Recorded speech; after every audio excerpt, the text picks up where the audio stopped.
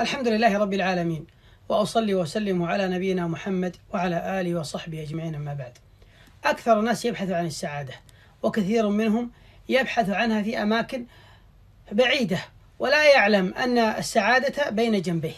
السعادة كما يقول بعض أهل العلم في 3 أشياء: من إذا أعطي شكر، وإذا ابتلي صبر، وإذا أذنب استغفر.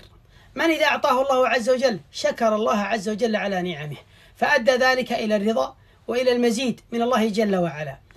يعطيها الله سبحانه وتعالى ولو القليل، لكنه يشكر الله جل وعلا فيكون سببا في زيادته، كما قال الله جل وعلا: لئن شكرتم لأزيدنكم.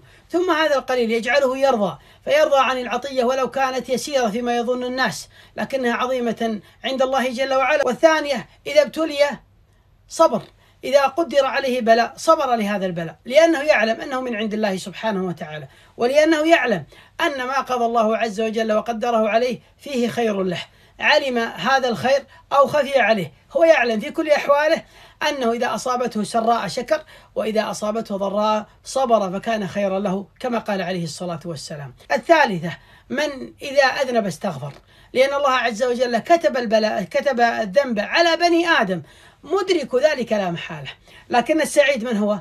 هو الذي إذا أذنب أتبع الذنب حسنة، إن الحسنات يذهبن السيئات. يقول عليه الصلاة والسلام في وصيته لمعاذ بن جبل رضي الله عنه: وأتبع السيئة الحسنة تمحها. دائما إذا وقع منك ذنب لا تيأس ولا تقنط، ولا تقول أنا والله فعلت كذا وكذا وأنا قد أكون منافق وأنا أكون كذا، لا، إنما أتبع هذه السيئة حسنة، وإذا كانت من جنسها فأفضل.